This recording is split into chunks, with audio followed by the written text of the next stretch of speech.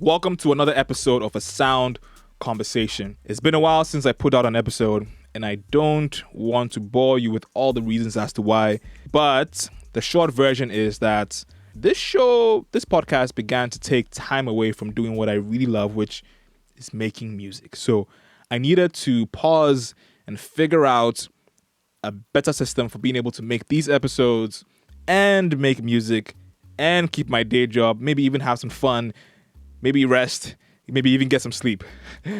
Second reason is that I also wanted to shift what this show is. This show was originally focused on interviewing players in the music industry about life, music, and the business of both. And I still want to do all of that, but I also have a bachelor's degree in economics from a liberal arts college and a master's in finance, and my day job, which I mentioned earlier on, is in tech. All that's not to flex, but just to say that as a person, as a human being, I am curious about so many things, from tech to politics to psychology to sociology to other art forms and many more. So I really want to make this show about conversations with people who I feel have things worth saying and hearing, things that are interesting, sensible, and sound. And I might even have some conversations with myself and with you.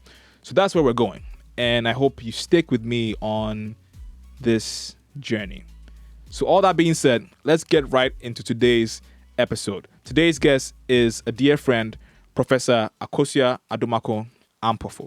She is a professor of African and Gender Studies at the University of Ghana in Accra.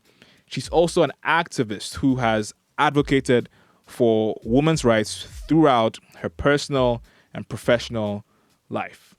She's also recently stepped into filmmaking, having produced and featured in When Women Speak. There's more info available on this documentary at whenwomenspeak.com. This episode was recorded at the University of Ghana, and I hope you enjoy it. All right, Prof. Hi. Welcome to the show. Thank you, Papa. So I gave a long intro telling everyone about you, but how do you describe yourself? You know, I get asked that question a lot, and you think my answer would be like ready. Yeah. But it isn't. Because you're always evolving, I suppose. How would I describe myself? I mean, obviously, I'm an academic. Mm-hmm. I like to think that I'm also an intellectual, because being an academic doesn't necessarily make you an intellectual, right? Interesting. Okay. I'm an activist in the sense that social issues that bother me, I try to do something about them in some shape or form. And I think of activism as not only placard carrying, marching, which I used to do when I had energy of that kind. But for example, I see my classroom as an activist space. So I'm conscious about transformation in the classroom. Of course, I'm interested in pop culture and music, and that's how I got to know you in the first place. Because long time ago, we were doing a music competition, and my daughter said, involve Papa, and you didn't take part in the competition, but you performed at our award ceremony.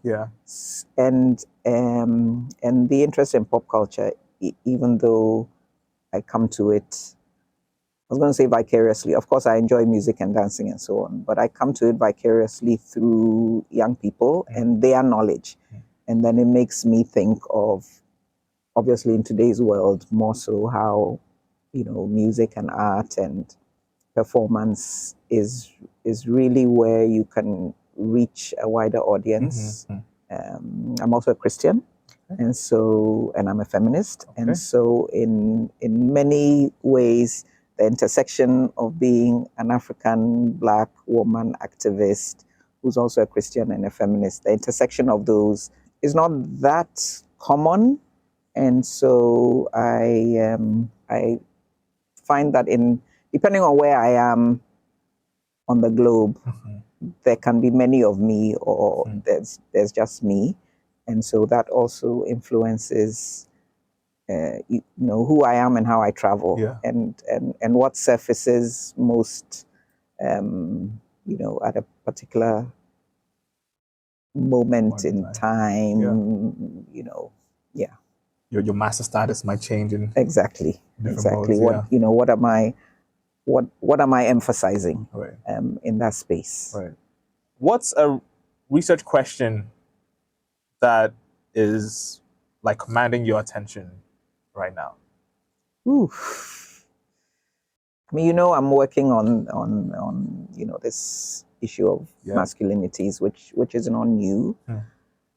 Audience that doesn't know about that though. Okay, all right. So because I'm a professor of African and gender studies, I obviously I work on gender, and as feminists, you come into the issue of gender from a woman's perspective.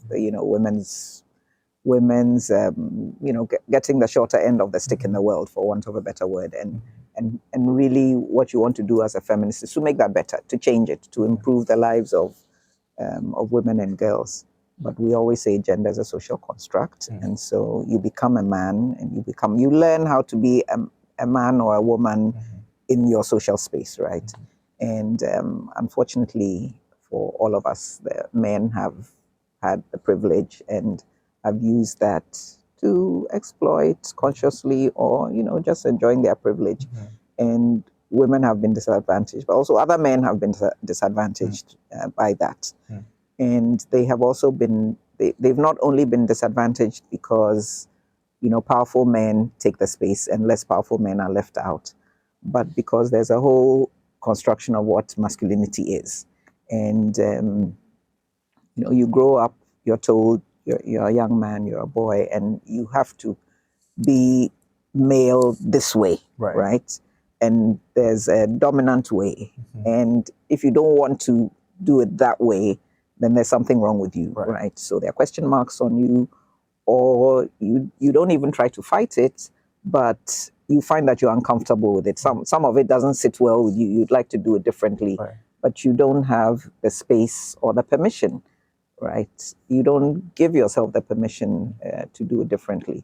And so, over the years, I was interested in how are young men how are boys socialized into that?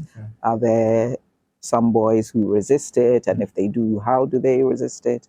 And some years ago, 2018 to be precise, I considered, let me just go around and talk to put young men in a space. Let's have conversations about what it means to be a black man and a young African black man, right? So you've got to be a certain age, in your 20s and 30s. And you should identify as black. You should also identify as African in some shape or form. And since I travel to conferences a lot, I figured, I have friends in these spaces. I'll just ask them to invite some young men into a space, and we'll have a conversation and talk about it. So that's so I'm very interested in that. I've asked myself, beyond the gender aspect, maybe subconsciously, is it because I don't have a biological son? I don't know. I like talking to young men and hearing them, and I mean, sometimes there's some pushback because we haven't finished dealing with women's issues, and now you're putting you're giving men this space to centering men again. You're centering men again, but same as with race, I think we have to have these conversations together. And it's not about centering men or centering white people, but it's about hearing them and having conversations. Because if we're going to change anything, you have to incorporate or understand other people's perspectives, even if you don't agree with them, and hope that you can be on that journey together. Hopefully, I think there are some people that you don't want to waste your time with, because there may not be transformation of them in my lifetime. Maybe they'll transform, or maybe they'll have conversations with other people and not with you. But so that's kind of my response to the allegation, let me say, of the recentering of the people who already have the power. But they have the power. And sometimes the powerful need to speak to each other, and have those conversations with each other, and have light bulbs go off as they talk about their own privilege. And sometimes you recognize your privilege through somebody else's statement, you're like, wow, okay. So they have that and I don't, or they don't have that and yeah. I do. Has some of that pushback been from your own internal like monologue with it, or are you completely at peace with this is what I'm looking into and this is why? No, I'm yes, some of that has been my own internal conversation with myself. Asking myself, why? And sometimes asking myself, am I sure I'm not contributing to the patriarchy, so to speak, by by doing this? But I think on balance, I'm comfortable that this is something that is worth doing. If there's a little bit of collateral damage because you put something out there that reinforces people's privilege and power, you can have a conversation about it, right? And people can critique. People can critique and think and say, I don't think you should have included that conversation. And that's also useful, right? Because there are other people who will be doing the kinds of things that I do who can say, well, she did it that way and she inserted this. When I do it, I'll do it differently or I'll do it better. So I guess what's been the most surprising thing that you've learned throughout this project, either through a critique or through a conversation or just through anything? I don't know if this is so much surprising as in making me think about it some more. So because this is a self-funded passion project, and we're filming these conversations across the continent, a few in the diaspora, and I was doing this with my daughter. So very, extremely low budget. Her camera, her mic, and we would kind of debrief. And after we'd done a few, one of the conversations we had was about the way men's vulnerabilities are not, the way men are not given space to express their vulnerabilities. I mean, it didn't surprise us. I guess what struck us was the consistency with which this came up in different ways. And that, like, for example, somebody said, well, women, if they're suffering about something, they'll come together and they'll do kumbaya. Right. And they'll cry together and they'll hug and they'll heal and they'll go on. And that guys are not allowed to do this, in the sense that they don't give each other permission. So if your girlfriend dumped you, for example, maybe Charlie will understand, will commiserate with you small. But Charlie, by day 3, we don't want to be hearing this anymore. No, we're done. You are done. Go to the gym, go pump some iron or whatever you need to do. But 100%, go do something, please, dude. Don't be crying anymore. If it's your mother who passed, maybe, we'll understand if you're mourning for a while. But women can come back to this. And they were kind of saying, not all of them, some of them would say, yeah, I go to the gym and I'm cool. And you wonder if they really are. But others would be like, kind of a little envious that women have that and they don't.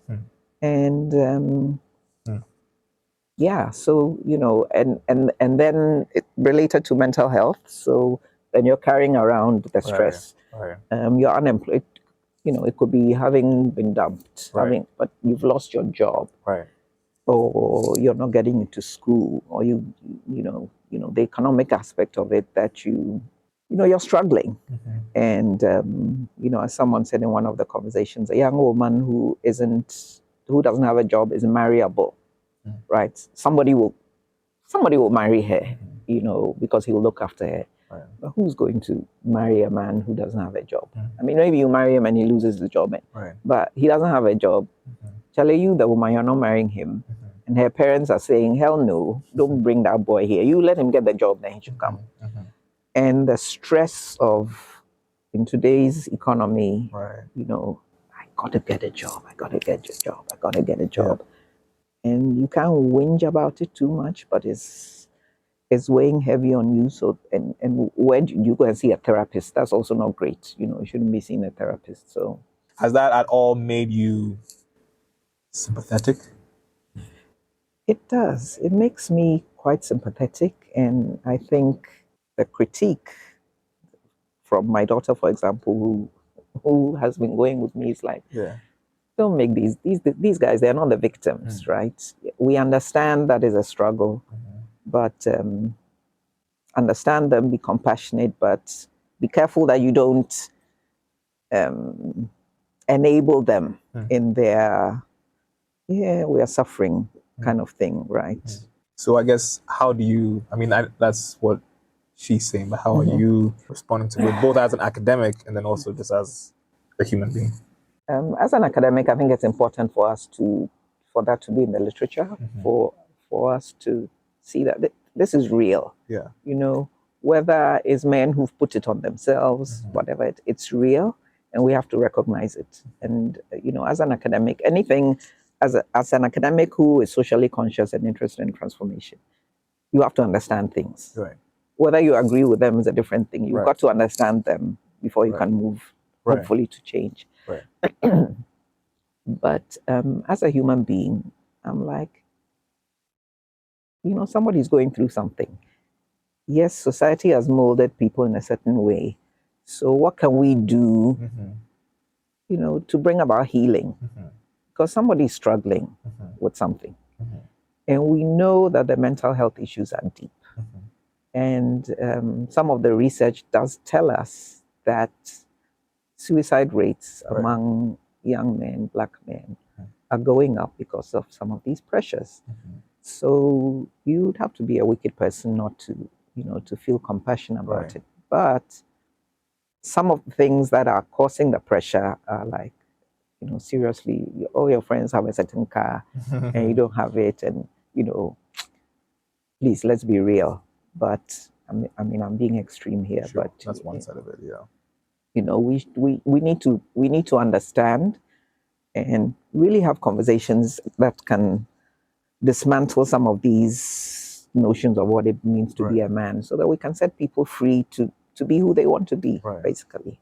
Which, as a Christian, also is like, you've been made to have a purpose, to live a life. Why are we forcing people into boxes that do it this way, and then causing them this deep pain? Because I could have been an amazing DJ, dancer, and I've got to I've got to have this 9 to 5, which is one of the things young Ghanaian men express. Charlie, we didn't send you to America to come back and tell us that now you're a ballet dancer. It's finance, it's engineering, it's law, it's IT. And then you're not happy. Yeah. And as Black parents, as Ghanaian parents, we need to understand that we're a little probably more generous with our daughters. They can shift around a little bit. Yeah, we want them to be doctors, but it's cool. Yeah. But with our sons, and if any of this can help parents to think that if I'm investing in my child, putting a lot of money into it, and they don't quite live my dream, but they are happy and they are not a burden to society, Charlie, is cool. In any of your research, have you at all come across the manosphere? Maybe not as strongly. I should also say, because these are self-selected groups, so I'm going to Pretoria, or I'm going to London, and I contact somebody. The person that I contact is already associated with me in a certain way. So when he or she, casts the net out, you're going to get a certain kind of, person signing up to participate in this conversation. So it already steers it in a certain direction, not entirely. And then because the men are in a space, they're also performing for each other. in most of the conversations, maybe one or two would know each other. The Ghanaian conversation, many of them did. So they are also, I guess, they are sussing each other out. Sure. What's appropriate to say in this space, because that's fear. They know what they're doing, right? Yeah. And to anyone who is listening or watching who doesn't know what the Manosphere is, it is essentially a corner of the internet, which is some combination of YouTube pages and blogs and websites and Twitter pages that are concerned with men's issues or masculinity, but typically approaches it from a very anti-feminist or hyper-masculine, machismo standpoint.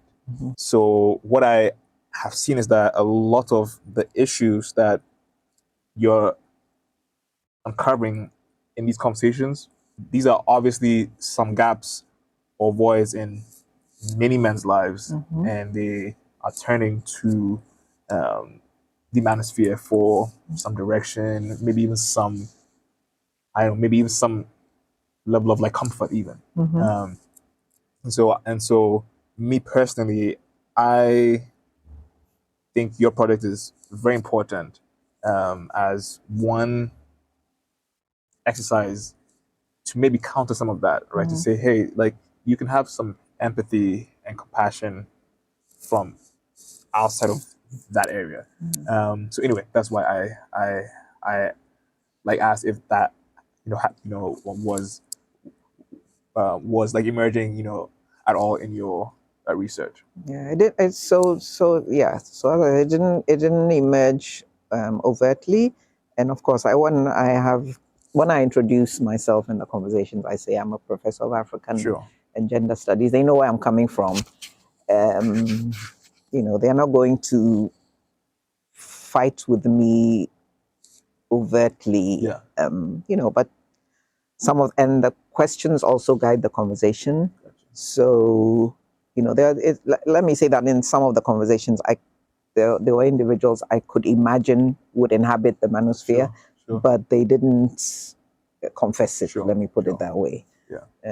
But you would hear things.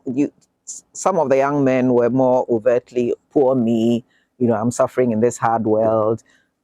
Whether it's the economy, whether it's relationships, whether it's women who want to take your money, they won't work, but they expect you to take them on a date to an expensive place. Poor me, some of that came out, but nobody, opened their mouth to say very concretely the kinds of things that you would see in social media. Well, speaking of the poor me side of dating and everything, did you see any vestiges of impact of the Metoo movement, in how these men were experiencing their own sexuality, but even just how they may deal with, the opposite sex? So, since part of this conversation is also about Black men in the diaspora, so young men who are going, let's say, to the US, had a parent or an adult in their lives warning them that, Charlie, when you go, be careful, especially about white girls, right? They will do you in. And, if a relationship goes south, they'll cry rape kind of thing. Just be careful.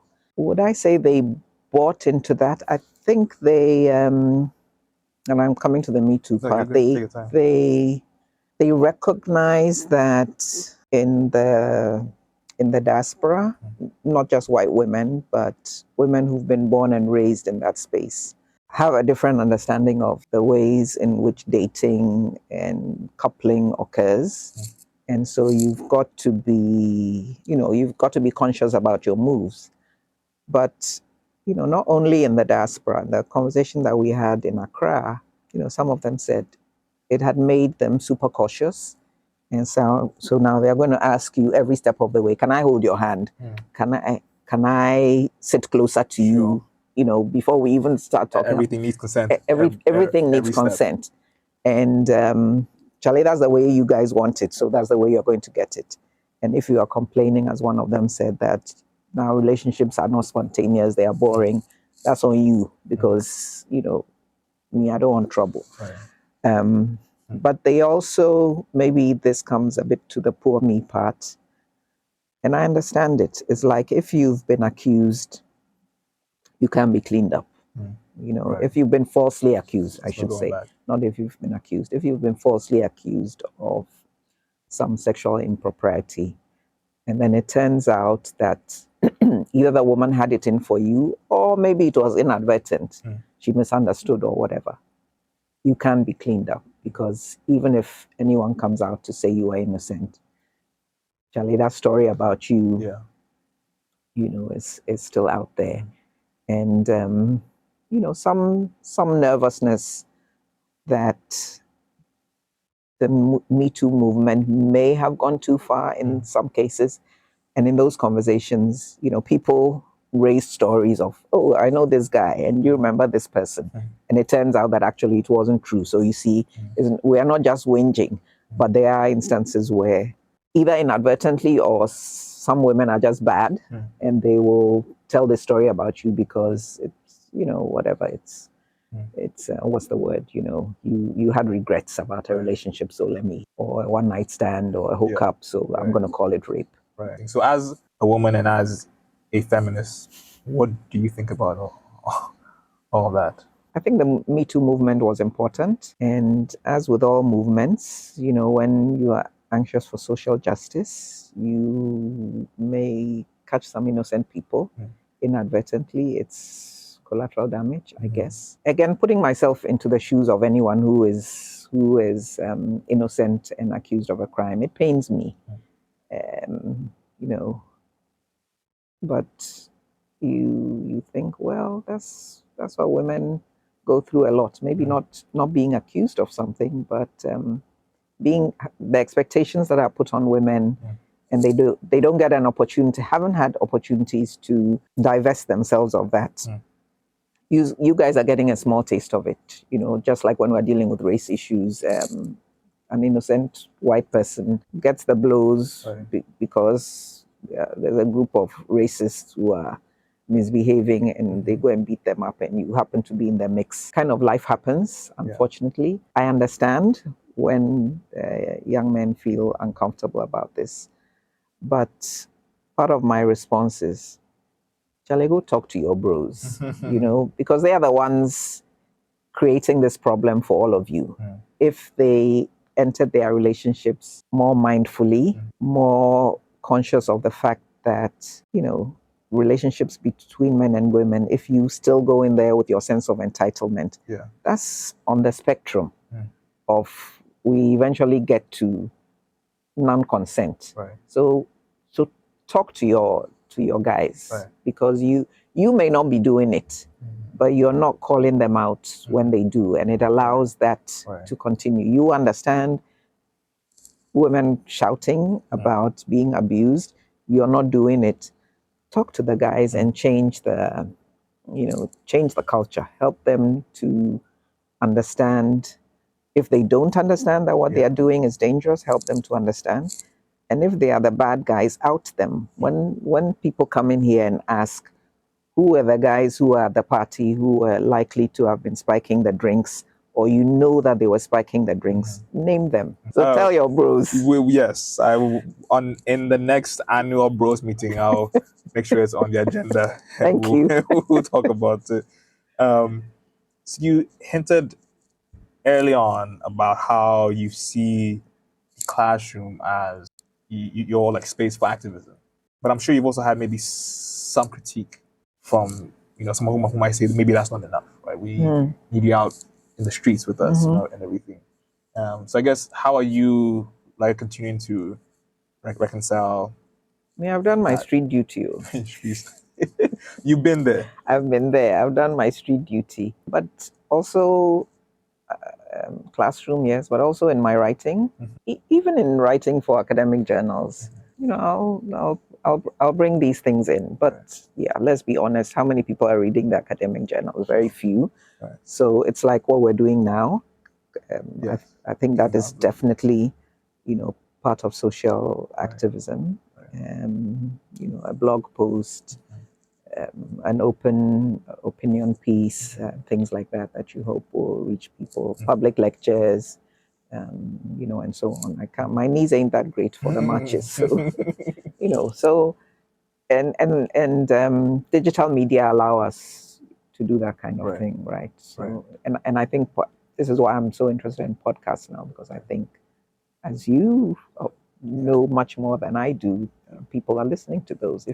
If you do it well, people will listen. You have transformation one person at a time, right?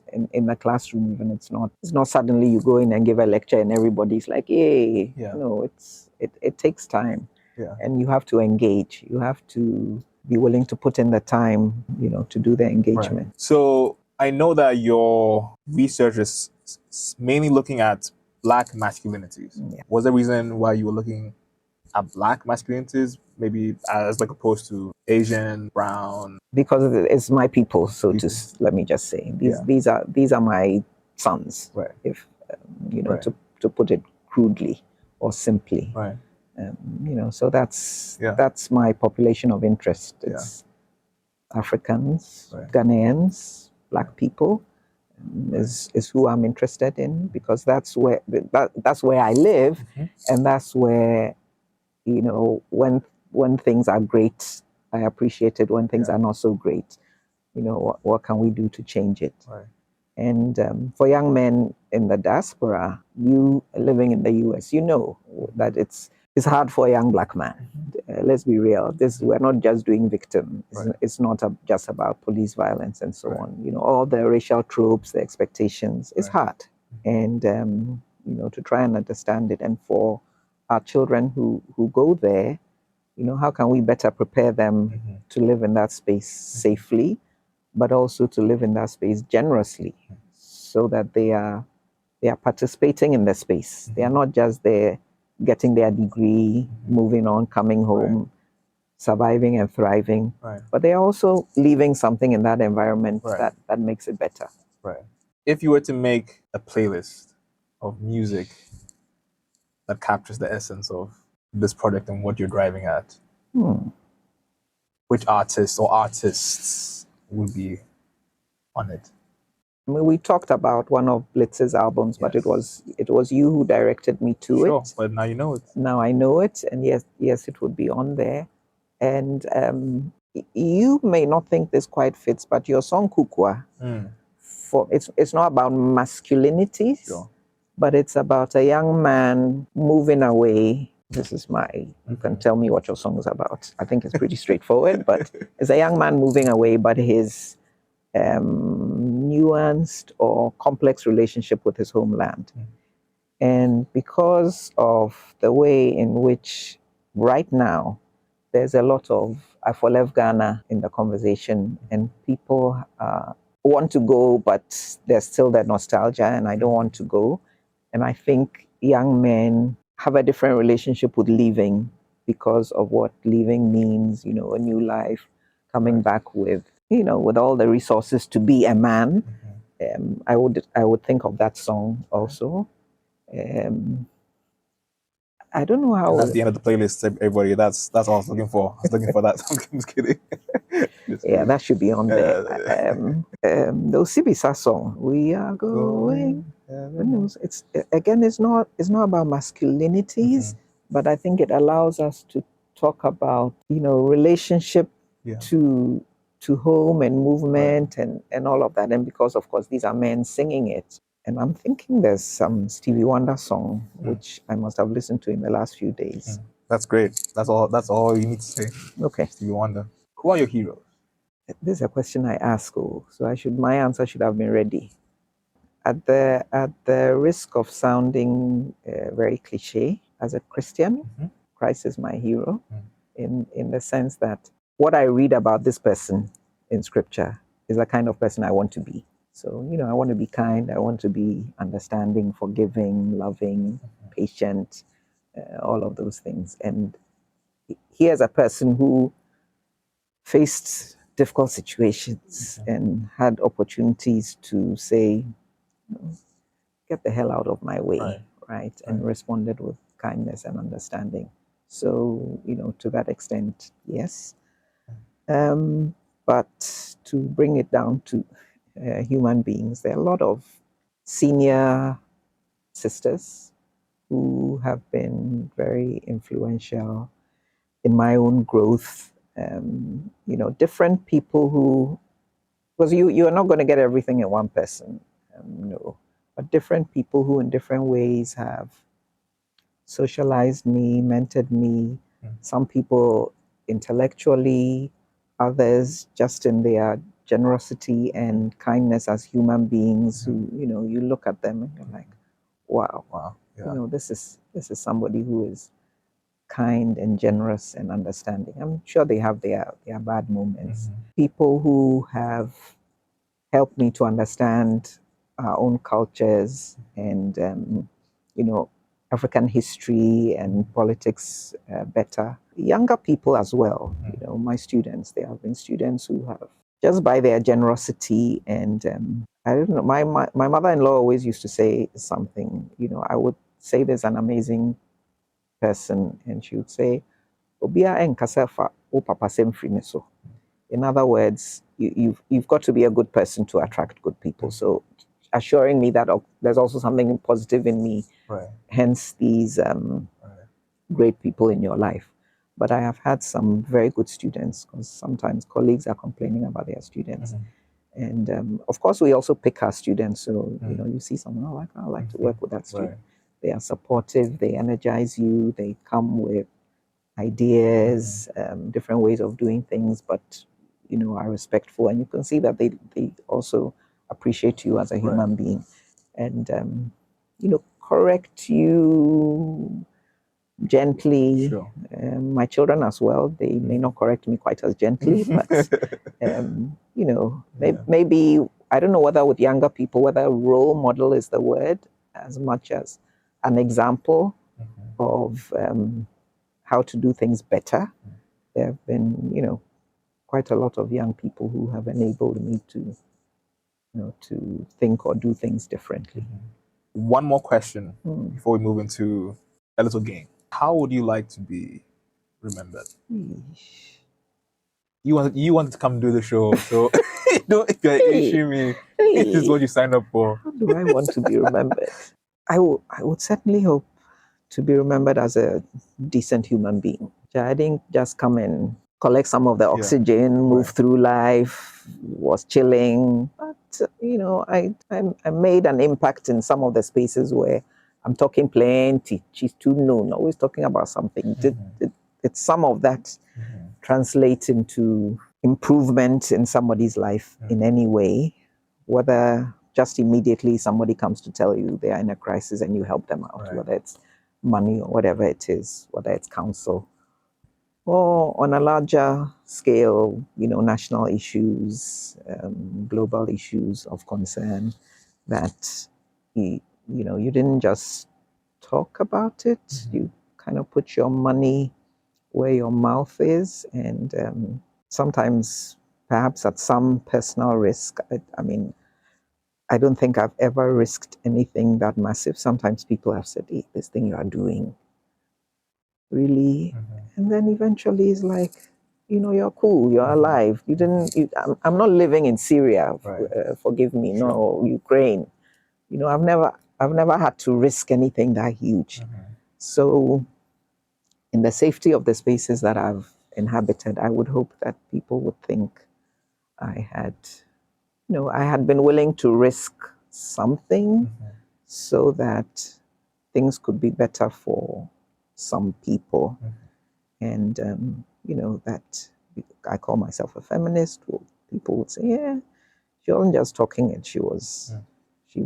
And she calls herself a Christian. Yeah, I would think that I would mark her as having been a Christian. It's not that she never did anything wrong, but like they named people in the Bible as Christians because they resembled Christ. Yeah, she kind of resembles him. Yeah.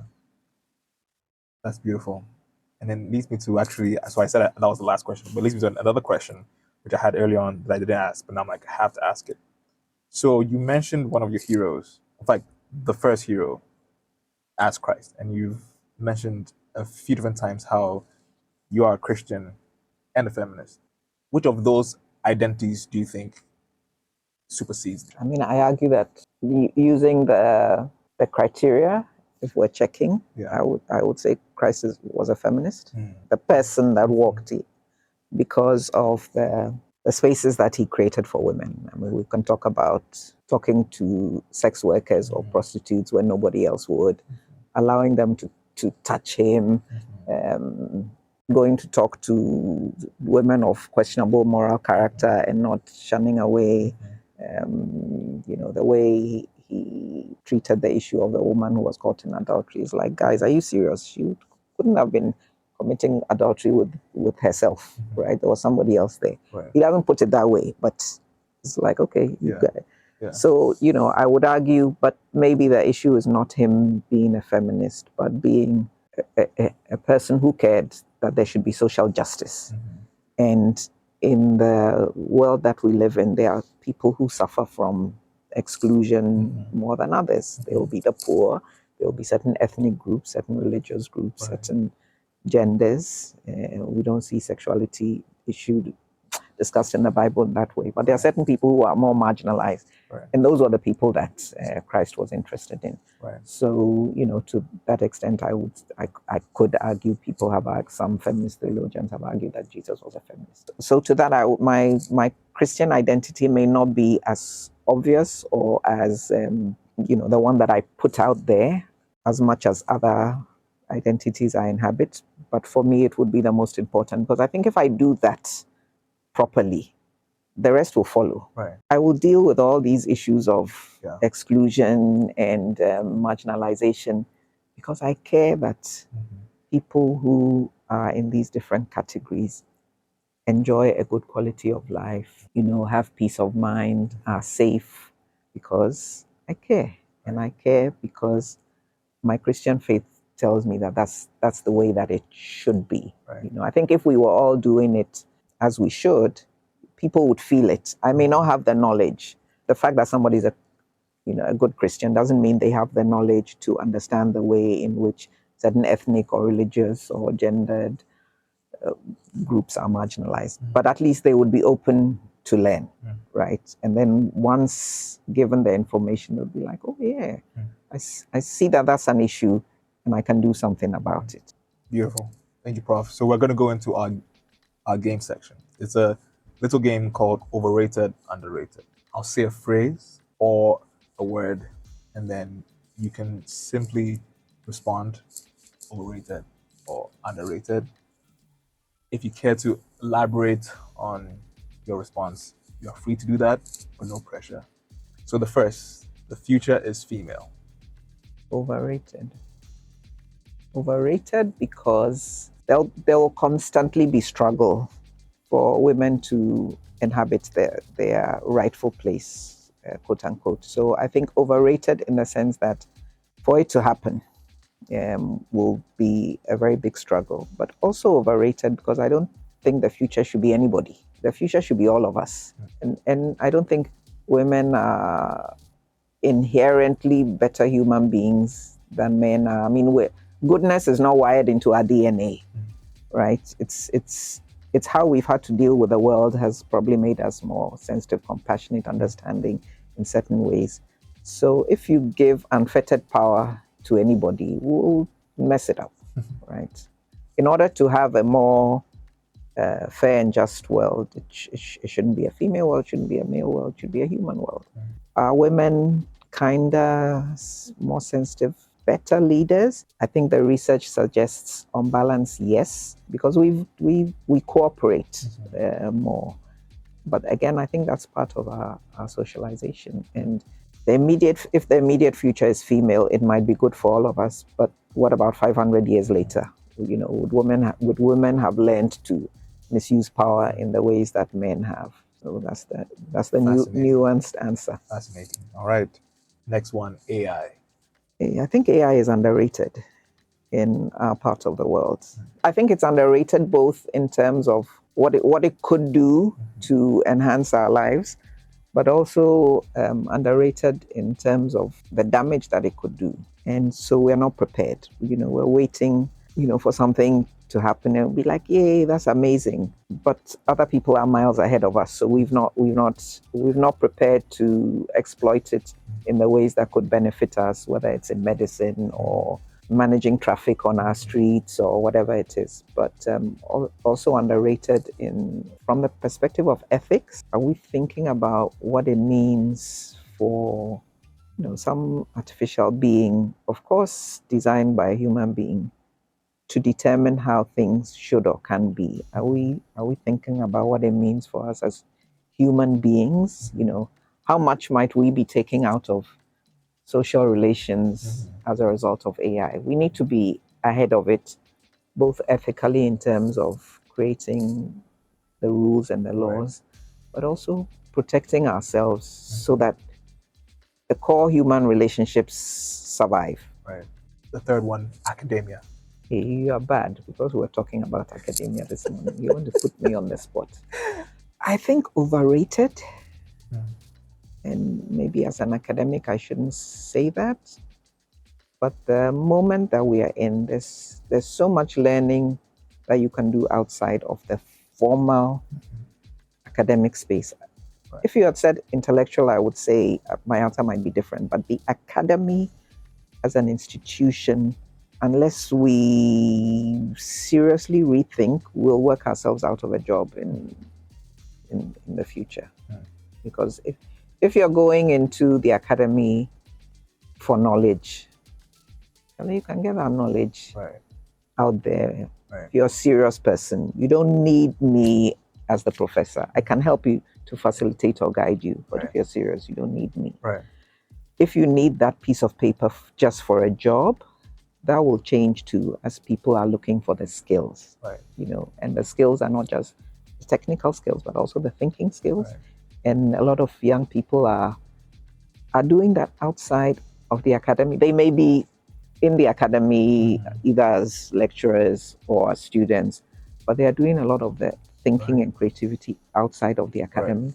So if we don't shape up somewhere down the line, maybe outside of Africa first, be like, really, why am I paying this huge amount of money? I don't need you guys. We can get together and teach each other, actually. You bring your tech and your music, I'll bring my sociology, we'll put it together, we'll have our own classroom. We're good to go. Right.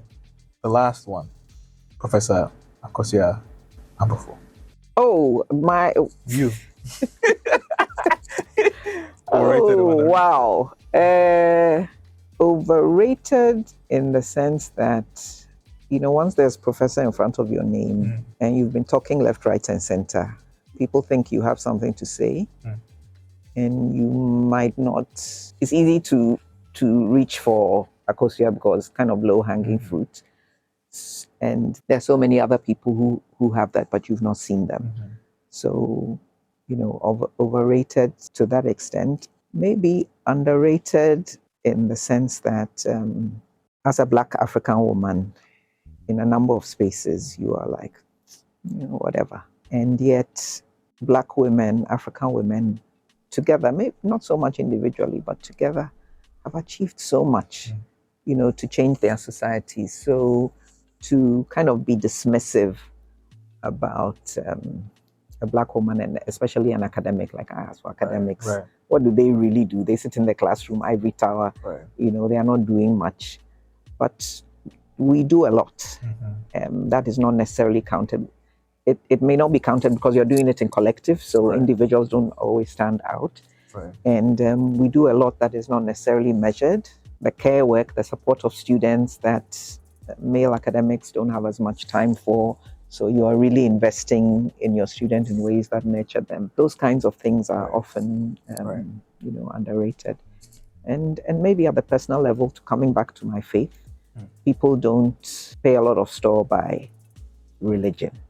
Well, maybe in Africa we do, but it's some pie in the sky, fluffy thing out there. If she says she's going to pray about it, okay, let's let her pray about it. But I think that aspect is also underrated. That there's something going on in the spiritual spaces that that is powerful, and that people who do that do not get the not the personal recognition as individuals that are doing this, but the fact that that thing that they are doing is powerful. So, Professor, do you have any last word for the audience directly? I've been around a while, maybe not that long, but I've been around a while enough to see lots of changes taking place in the world. And there's good reason for a lot of frustration and anger and pain. But I would say and talking about gender issues and masculinity and so forth, our anger has to be productive. So for young feminists who are still dealing with these very difficult issues in gender relations, I would say we need to listen more to men. We need to listen more to older feminists. We need to listen more to other people who are not like us, to understand the world that we are living in and to have some compassion and some grace towards people who are struggling, because this world is a journey. Where I am today, and I think I know something. I was not here 10 years ago, and I was not here 40 years ago. I've had to learn many things. I've had to unlearn certain things. We need to be patient with each other. We need to be more compassionate. We need grace. We need to do that in community. We can't do it alone. Today I'm down, you're up, and tomorrow is the other way around. So for this slice on the Black diaspora, I'm really my sister traveler Sharon Harley, who's an associate professor at the University of Maryland, who put these conversations together that have been traveling to different universities. And actually, the only in-person seminar that we had was in Ghana. I'm obviously very grateful for the opportunity of being a part of that conversation with sisters and a few brothers, from the US, from the Caribbean, from Africa, to have had the opportunity to share that. And big shout out to Sharon Harley as well for having the vision for that project. I have to appreciate NetRight, the Network for Women's Rights in Ghana, not directly related to this project, but for being part of my home, this Ghanaian feminist journey, in trying to change things. Yeah. And of course, shout out to Adomako Ampofo. Hey, that's my own name. Shout out to myself. Shout out to Akosua Ampofo, my daughter, who traveled with me to hold most of these conversations, and who has been saying this project, at least the formal creation of the project has to have an end date, and we're working towards that. And to Aseye Tamaklo and Kwame Krenso, who have helped me, been with me in some of these conversations, and for Akosua, Aseye, and Kwame, it's not just about the technical support, but it's about sitting together and Auntie Akosua, I think we need to do it this way, and Auntie Akosua, I think how about if we include that? So very grateful to these young people for for believing in what I do and joining the journey. And I would also say, we don't give up. To live without hope, that's hard. You can't live without hope. You need hope. And as dismal as things are, looking at it over the long term, I think we go through cycles. There's up and there's down. In many things at the moment, there's, we feel like we're in a down moment. Right. But if you looked at in the long term of history, look, there'd be an up moment. You might not be alive to see it. Right. But, and in line with that, I also say we do things not just to enjoy it ourselves. There are a lot of things that we must do, we must struggle, and maybe your great-grandchildren will enjoy, right?